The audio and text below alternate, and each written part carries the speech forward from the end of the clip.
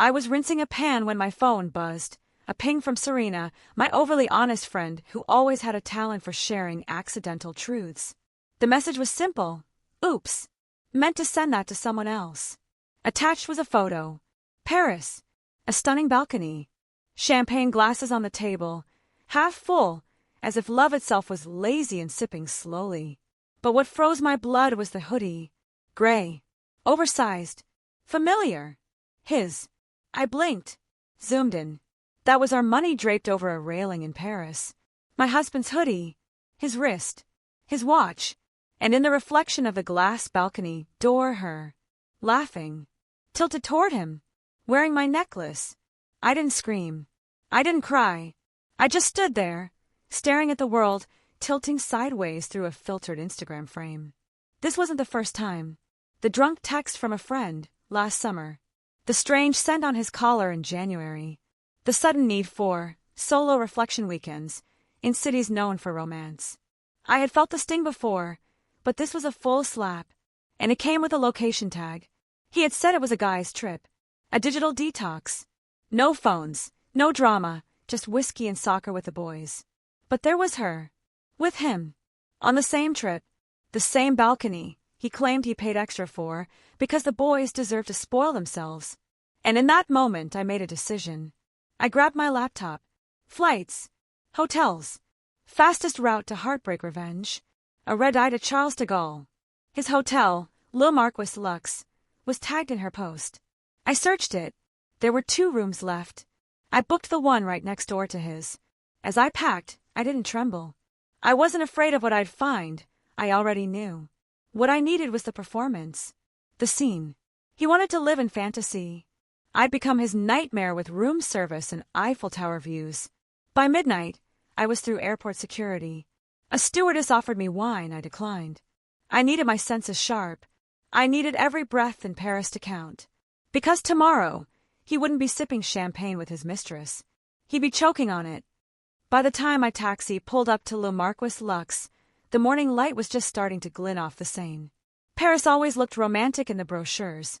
Soft clouds, cobblestone alleys, gold trim on balconies like ribbon on a gift.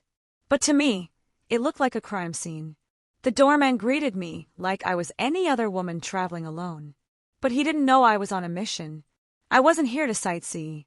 I was here to unravel something rotting behind smiles and white linens. I checked in under a fake name. Not because I was hiding, but because he wasn't expecting me. And I didn't want him to. Your sweet face is the tower, the concierge said, smiling. Perfect, I replied. I didn't care about the view. I cared about the walls. Thin, beautiful walls between room 812 and room 814. Between his life and mine. Between his lie and my truth. I showered, dressed in silence, and waited. Not for him. For the right moment. Around noon I heard them. A woman's laugh, shrill and overcompensating. His voice, low, familiar, full of that fake charm he used on waitresses when he thought I wasn't listening. I could picture it all. Her bare feet on the plush rug. His hand on her lower back. The lies dripping off his tongue like wine. I opened the balcony door and stepped into view, wrapped in a white robe identical to hers. I held my coffee to my lips and let the wind carry the tension. I didn't post anything, not yet. I didn't need to. People like her? They refresh their feed more than they brush their teeth. 10 minutes later, the laughter stopped. I smirked. Phase 1 was done.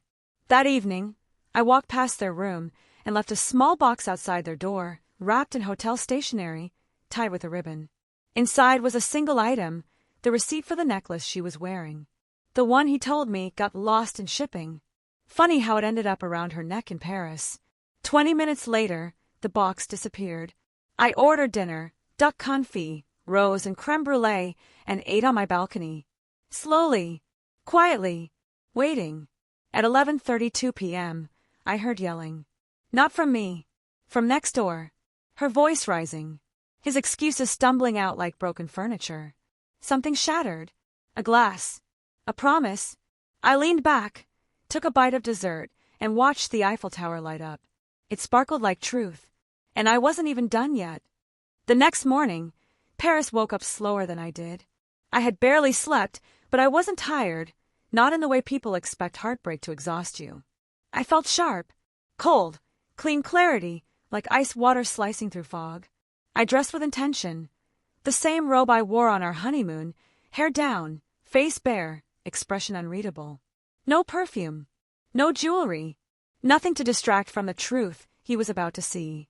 I waited until late morning, when the hotel halls buzzed with soft footsteps and clinking trays. The perfect moment for exposure. Not rage in the dark, but humiliation in the light. I grabbed my room key, stepped into the hallway, and knocked on 812. A pause, then shuffling, then silence. The door creaked open, not wide, just enough. His mistress stood there in one of my old t-shirts. I had thrown it out months ago. Apparently, he had packed it. Or maybe she had found it. Either way, the irony wasn't lost on me. Her eyes widened. Her lips parted. Then, behind her, him. He appeared shirtless, disoriented and stunned. His eyes took a second too long to process what was standing in his doorway. And when it hit him, it hit hard. "Why, you're here." I tilted my head, calm. I figured I'd come see Paris, too. She stepped back like I was contagious. "Maybe guilt is." "You said," he began, but I raised a finger. "No. You said it was a guy's trip. You said your phone was off. You said the penthouse was fully booked." I stepped into the doorway. "Except it wasn't, was it?" He looked at the robe, recognized it. "I don't want a scene," he muttered. "Then you probably shouldn't have booked one." His mistress grabbed her bag without a word. Not even a protest. Guilt makes people quiet. "Where are you going?" he snapped at her. She ignored him. I reached into the pocket of my robe and pulled out 2 passports, his and mine. I held them up with a smile. "I figured I'd hold on to these," I said softly. "You don't get to leave just yet." He reached for them. I stepped back. "They're safe," I added. "Safer than your lies." Then I walked out of the suite, leaving the door wide open behind me. Let the hallway hear it all. Let the hotel staff talk. Let Paris remember this moment. Because I wasn't done yet. He thought he was the one orchestrating a getaway. He had no idea he was the main act in my finale. I left the door to 812 open on purpose. Let the hallway catch whispers of their collapse. The raised voices, the stammered excuses, the silence that always follows truth when it finally screams. I walked back to 814 with a passport in each hand and something heavier in my chest. Not pain, not even power, just closure shaped like justice. By the time I reached my suite, my phone buzzed. He was already texting. "Please don't do this. Can we talk?" It meant nothing. I turned the screen face down. Not out of anger, just boredom. I ordered coffee, sat by the balcony, and watched the Eiffel Tower blink through the late morning fog. The robe fell off one shoulder. Let him see that too, through the glass. Let him wonder who I was becoming without him. An hour later, there was a knock on my door. I didn't answer. He knocked again, louder this time. "Just talk to me," he begged. I took a long sip of coffee. Let the silence do the work.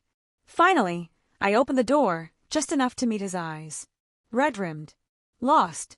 The man who thought he could disappear with another woman and return to applause. He wasn't used to being outplayed.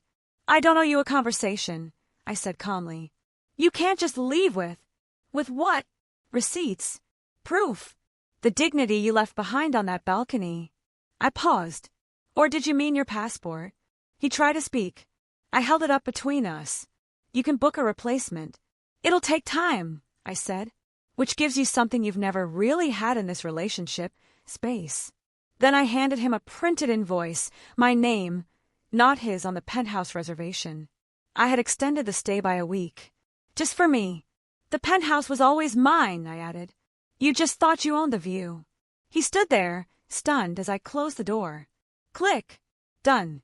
I slid the lock and walked back into the suite, unbothered by the city humming below. I had been invisible for years, in parties, in photos, in every lie he told. But here now, I was unforgettable. Later that evening, I posted one last photo. The Eiffel Tower sparkled behind me, my wine glass half full. Caption: "Healing looks good on me." And the comments, they weren't asking where he was. They were asking where I bought the robe.